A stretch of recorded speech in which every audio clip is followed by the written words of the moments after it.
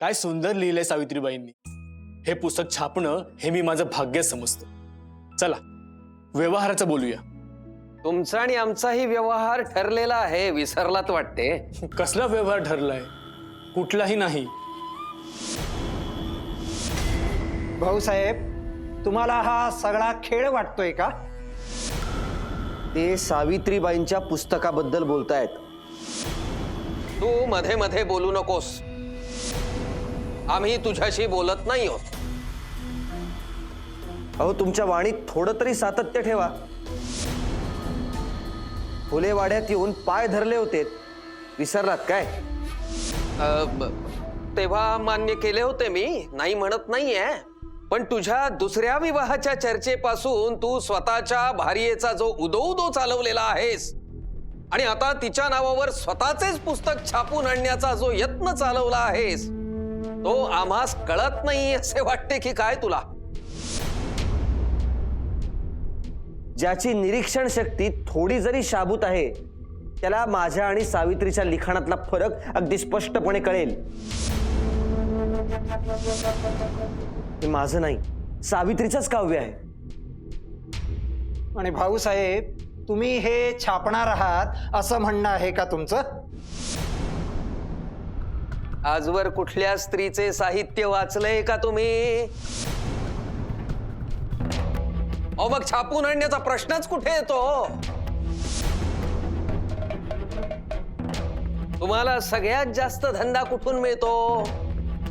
दक्षिणा फंडाची मान्यता असलेली पुस्तकं छापूनच ना. मग मी जर त्यास सांगितले तर त्यांचे काम मिळणे बंद होईल तुम्हास. त्यांचेच काय, कोणीच पुस्तकं छापून घेणार नाही तुमच्याकडून. मग बसा जो त्याचीच पुस्तकं छापत. दक्षिणा फंड कमिटी म्हणजे तुमची जहागीरदारी आहे असं वाटलं काय तुम्हाला? का तिथं नंदी बैल बसवलेत? तुम्ही जे म्हणाल त्याला मान डोलवायला? कमिटीवर गोपाळराव देशमुख, परांजपे आणि तो वाळवेकर आहे म्हणून आपणास जाब विचारतोय. आम्ही काही मेल्या आईचं दूध प्यालो नाहीये म्हणावं. त्याचे आपतेष्ट जरी असतील ना तरी छापायचे नाही ते पुस्तक. का? केवळ ते एका स्त्रीनं लिहिलंय म्हणून? शक्यच नाही. मग निव्वळ स्त्रीने लिहिले आहे म्हणून ते अशुद्ध लिखाण शुद्ध म्हणून स्वीकारतील का? काय अशुद्ध यात? नाही, जरा मला तरी कळू देच. हा सूर्य आणि हा जयद्रथ. भाऊसाहेब, घ्या घ्या घ्या, कुठल्याही ओळी घ्या आणि वाचा. होऊनच जाऊ दे. शूद्रांना सांगण्याजोगा शिक्षण मार्ग हा. शिक्षणाने मनुष्यत्व पशुत्व हाटते पहा. बोला, काय चूक आहे यात? भाऊसाहेब, कुठले वृत्त आहे हे? अनुष्टुप छंद. बरोबर. काय नियम असतो त्याचा? ऐक. चरितम रघुनाथस्य शतकोटी प्रविष्टम एकैकमक्षरम भूसां महापातक नाशनम. कळले का? प्रत्येक ओळीत 8 अक्षरे हवीत. प्रत्येक ओळीतील 5वे अक्षर लघु आणि 6वे अक्षर दीर्घ असावे. आहे ना नियम? मग या काव्य पंक्ती कुठल्या नियमात बसतात? ही कवितेकरता कविता नाही. ज्यांच्यापर्यंत हा आशय पोहोचायला हवा तो आशय महत्वाचा आहे. यासला 5वं अक्षर लघु आणि 6वं अक्षर गुरु करत बसताय. अरे, माणसाला माणूसपणानं जगायला सांगते ती, ते ध्यानात घ्या. हेतू आणि उद्देश ध्यानात घ्या. अरे मग भाषण देतोसच ना तू ही, मग हे असले अशुद्ध छापावयास कशाला हवे? हे असे अशुद्ध जर तुमच्याकडून छापणार असाल. नाही नाही केशव भट, भाऊसाहेब अगदी हुशार आहेत. त्यांना समजलं आहे की ते चुकीचे पाऊल उचलत होते. हो ना भाऊसाहेब? समजले आहे. मग हे कागद अजून इथे का आहेत? अहो, फेकून द्या ते.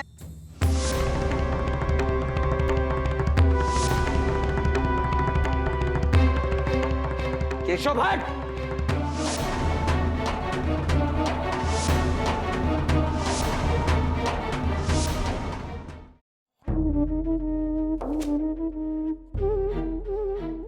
विद्येचं आणि शिक्षणाचं खरं महत्व ज्यांना कधी कळलंच नाही त्यांच्याकडून अशाच नीच वागणुकीची अपेक्षा करू शकतो. केवळ अक्षर शिकली आणि घोकमपट्टी करता यायला लागली की माणूस साक्षर होतो, सुशिक्षित नाही हे तुम्ही आज पुन्हा सिद्ध केलं. कोण सुशिक्षित आहे ते दिसतेच आहे. काय घडले ते साऱ्यांनीच पाहिले आहे.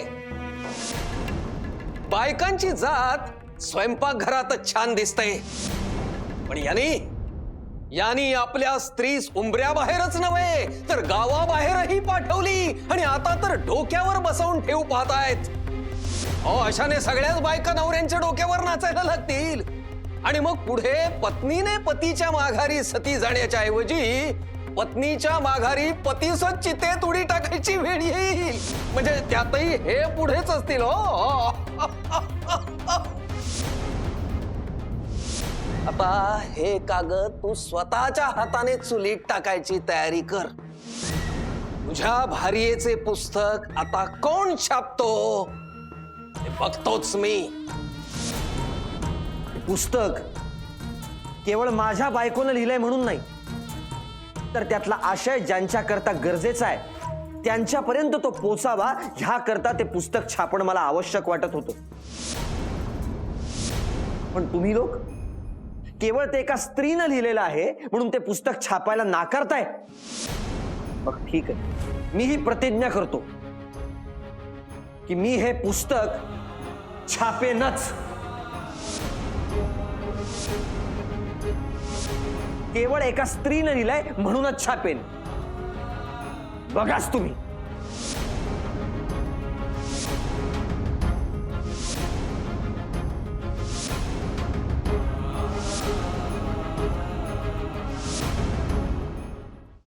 या ज्योतीचं कामात आडवं जाणं काही लोक सोडत नाहीत. आता बघ ना, एवढा मान मिळाला, सत्कार झाले, शाळा उघडले ती, पर सावीचं पुस्तक छापायला काय कोण तयार नाही. कुणी कशाला छापायला पाहिजे? हापूनच छापू की. तू जरा घबरा. तू साधी हाय, तुला काय कळत नाही. साधी म्हणायचं होतं का बावळ्यात ध्यान म्हणायचं होतं? हा, नाही येत्या मला ध्यानात. तुला भी त्या सावीचा गुण लागला आहे. हा, आणि हे चतुराईचं बोलणं तू तिच्याकडनंच शिकली आहेस. अगं कसं आहे, आपल्याला जर पुस्तक छापता येत असतं तर मग आपलं ज्योती इकडे तिकडे कशाला भटकला असता. आपण त्याला पैका बी देऊ, पर आणि पैक कमी पडलं तर मी माझे डाग बी देईन, पण पुस्तक छापलं गेलंच पाहिजे. बघितलं, ते म्हटलं नव्हतं लक्ष ठेवायला पाहिजे. ते उधळतील आणि त्यांच्या नादाला लागून आबान माई बी आपल्या अंगावरचं बी समज देऊन टाकतील. घ्या, डाग द्यायच्या गोष्टी चालल्यात. राजा, तू इथे घर तोडाया येतोस का जोडाया? आणि इथे येऊन आम्ही काय वागायचं हे जर तुम्ही सांगणार असाल तर इथे नाही आला तरी बी चालेल. मागच्या मागे फिरून जा. आबा, तिच्या माहेरची भांडी आहेत, ते न्यायला आलोय. हा, तुला पदराला बांधूनच आणलंय नवतीने. हिला दिली नसती वय आम्ही भांडी. माहेरची भांडी, माहेरची भांडी काय, इथली बी भांडी घेऊन जा, त्याचं काय नाही. पर उगा तोंड सोडायचं नाही, ध्यानात असू दे.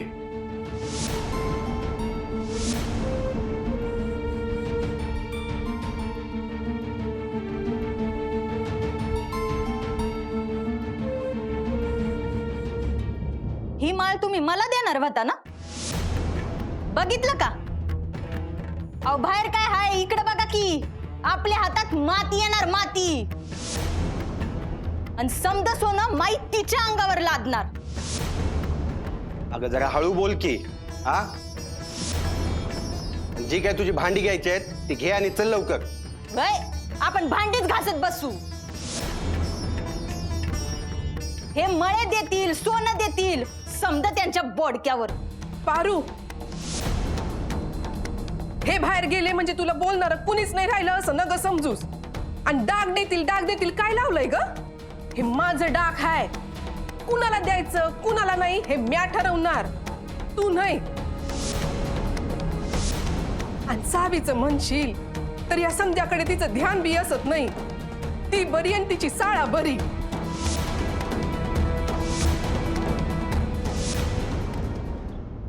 केशव भट समोर पहा.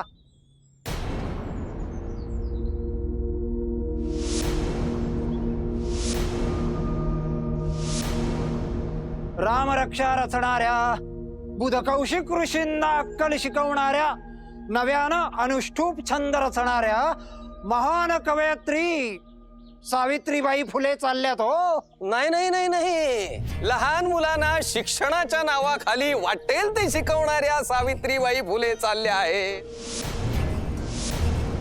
असे म्हणा गोपू भट.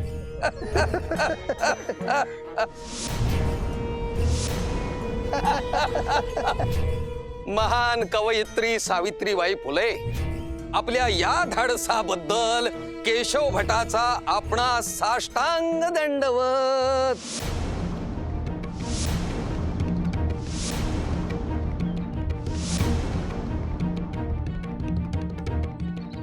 सावी चल आपण जाऊ. आपण कोण यांच्या सोबत असता का? वा वा वा वा, मग आपणही कविता करा ना. कविता जमतील आपणास, त्यात काय कठीण आहे. आपण जाऊ सगळीकडे वाट लावू.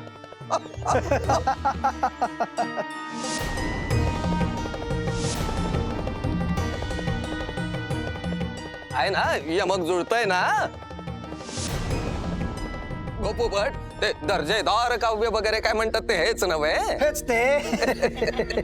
अहो कशाला बोलता त्या बिचारीला? अहो बिचारी नव्हे, महान कवयित्री आहेत त्या.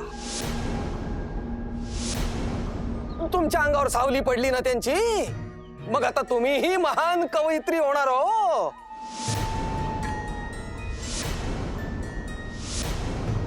ते काय असते? ऊस तोडताना गाणी म्हणता की नाही तुम्ही? जात्यावर बसल्यावर गाणी म्हणता, हीच ती द्या माझ्याकडे. मी लिहून पुस्तक छापतो त्याचे, म्हणजे तुमचंही नाव होईल महान कवयित्री म्हणून.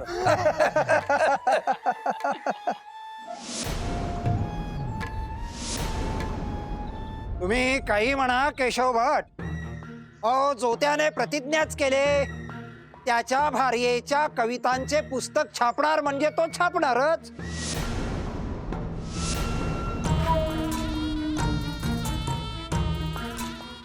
अहो केशव भट, अहो महत्वाचे कागदपत्र आहेत ते, तिच्या कवितांचा संग्रह नाही. होणार नाहीच, पण यदा कदाचित जोत्याने तुझे पुस्तक छापलेच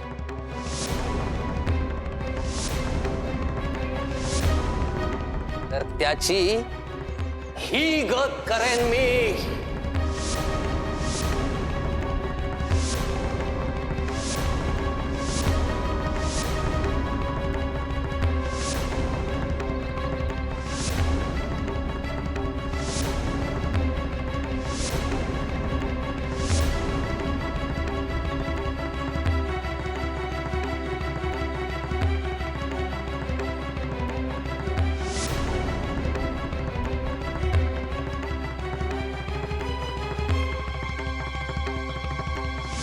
कोणीही प्रकाशक जोत्याला आपल्या दारात उभा सुद्धा करणार नाही याची दक्षता घ्या गोपू भट. स्वतः जातीने जाऊन निरोप द्या सर्वांना. पुस्तक छापतोय भार्येची.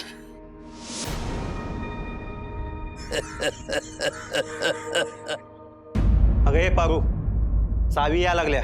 भास्कर चल आता. मग तिला घाबरून जायचं आहे का काय? तिच्या त्या कविता का फिविता, त्याचं पुस्तक छापायला घरातले समदे नाचतायत. आणि आपल्याकडे आहे का कुणाचं ध्यान?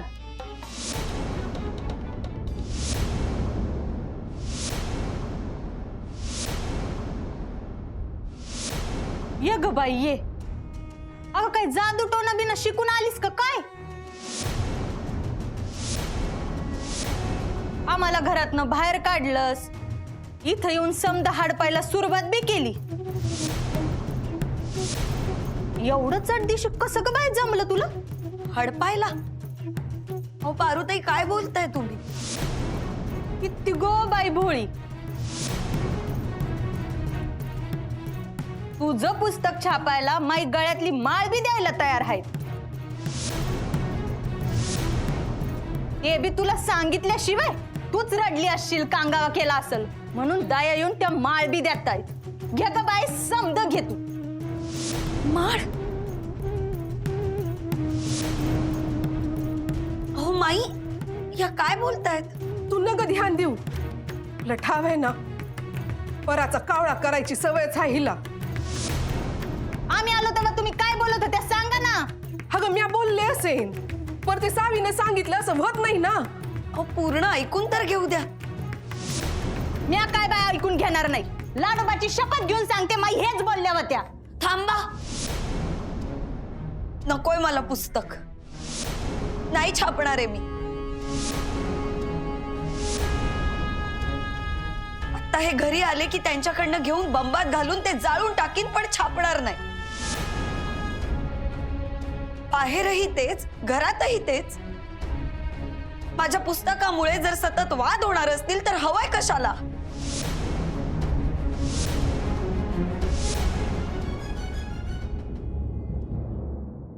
वा ज्योतिराव, तुम्ही म्हणालात ना ते अगदी खरंय.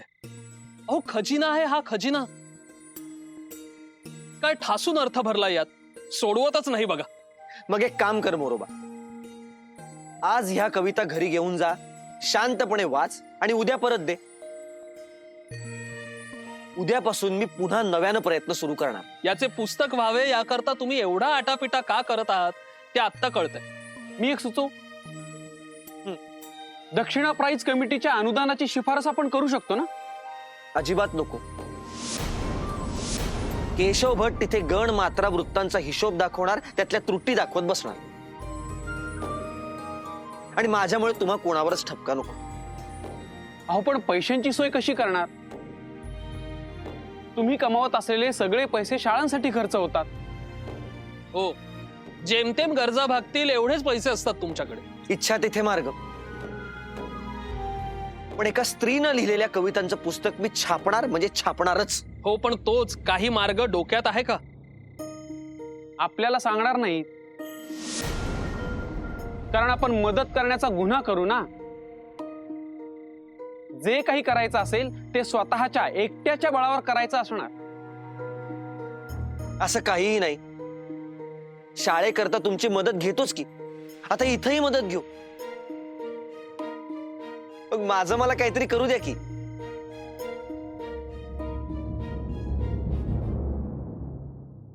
आली आली. अगं, अगदी माझी वाट बघत असल्यासारखं आले आले हातात देताय. काय आहे काय हे? बघा ना माई, भेटवस्तू आहे तुमच्यासाठी. तुम्ही भेटवस्तू आणलीत? नाही नाही, मी नाही घेणार आहे. आधी उघडून तर बघा, नाही आवडली तर नका घेऊ. बघा ना. शहाणीच ग मोठी. बघा ना माई, बघा ना. अगं बर,